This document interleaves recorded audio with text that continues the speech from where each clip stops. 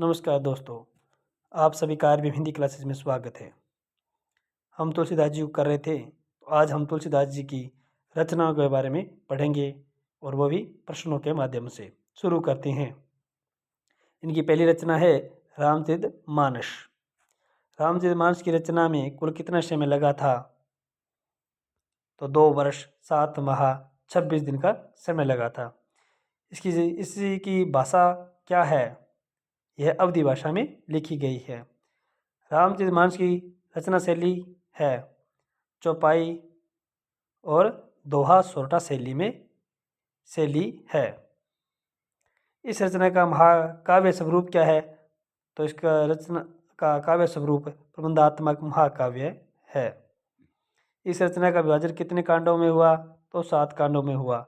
रामचरितमानस को उत्तर भारत की बाइबल कहा जाता है। इस रचना को लोक मंगल की साधना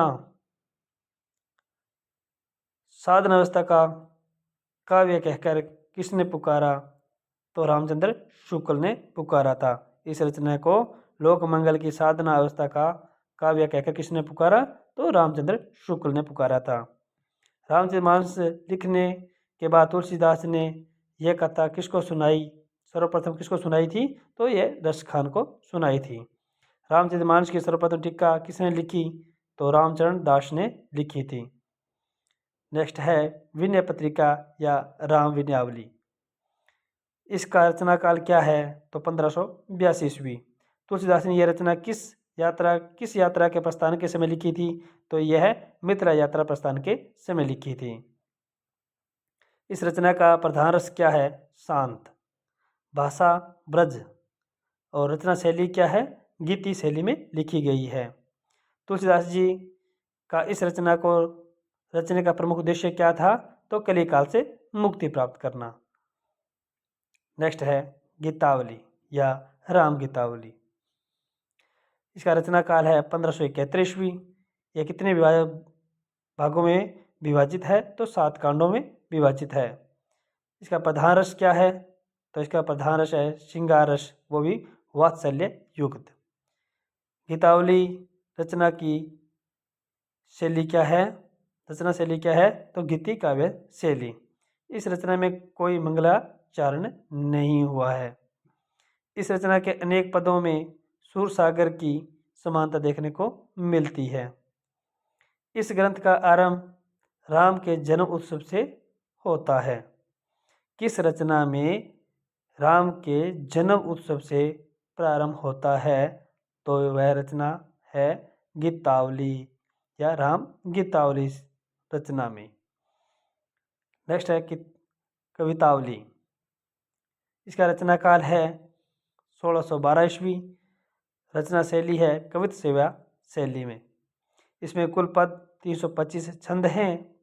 इसकी भाषा ब्रज भाषा है।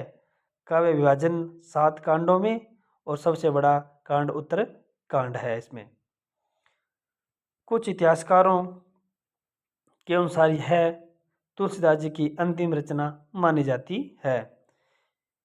इसी रचना में एक स्थान पर काशी में फैली महाबीमारी का भी वर्णन किया गया है।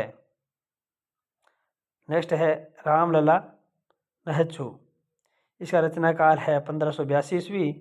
यह एक प्रमुख प्रबंधात्मक काव्य है। इस रचना में कुल 20 छंद हैं और सभी सोहर छंद में है। नेक्स्ट है वैराग्य संदीपनी। ये इसका रचना काल 1612 ईस्वी है। इसमें कुल 62 छंद हैं। नेक्स्ट हैं वर्वे रामायण। इसका रचना काल है 1612 ईस्वी। यह रचना भी 7 कांडों में विभाजित है। इस रचना में भी मंगलाचरण नहीं है। यह रचना उनके परम मित्र रहीम दास के आग्रह पर रचित मानी जाती है। कौन सी रचना तुलसीदास जी की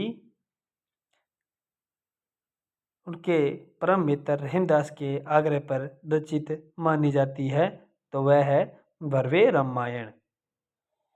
नेक्स्ट है पार्वती मंगल। इसका रचना काल 1582 ईस्वी है। यह ग्रंथ नियमित रूप में लिखा गया है। प्रारंभ में मंगलाचरण और अंत में स्वस्ति वाचन है। किस रचना के प्रारंभ मंगलाचरण से और अंत स्वस्ति वाचन से होता है? तो पार्वती मंगल रचना में। इसमें कुल 164 छंद हैं। ये चांद नहीं है, ये छंद है। इस रचना में शिव पार्वती विवाह का वर्णन मिलता है। किस रचना में शिव और पार्वती के विवाह का वर्णन मिलता है? तो पार्वती मंगल में।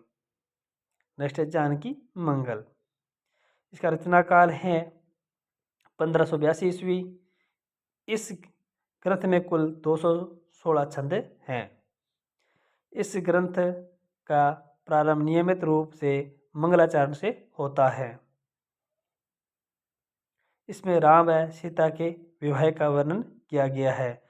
किस रचना में राम और सीता के विवाह का वर्णन मिलता है? तो जानकी मंगल में। नेक्स्ट है रामाज्ञा प्रश्नावली। इसका रचना काल 1612 ईस्वी है।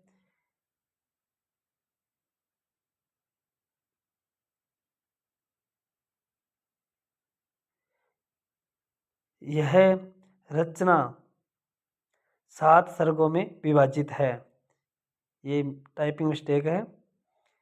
यह रचना 7 सर्गों में विभाजित है।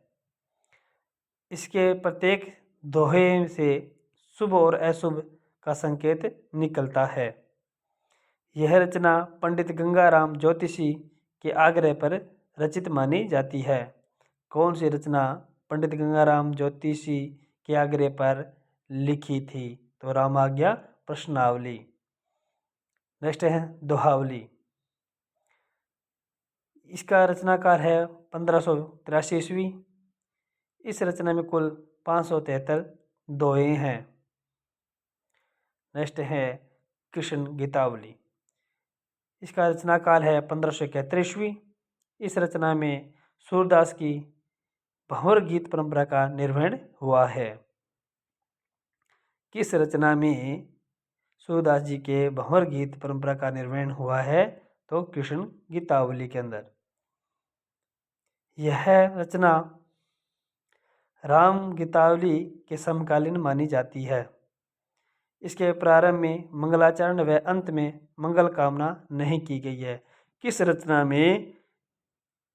रचना का प्रारंभ मंगलाचरण से होता है लेकिन अंत में मंगल कामना नहीं की गई है? तो वह है कृष्ण गीतावली। ये क्लास आपको कैसी लगी जरूर कमेंट करके बताएं। चैनल को सब्सक्राइब करें। धन्यवाद।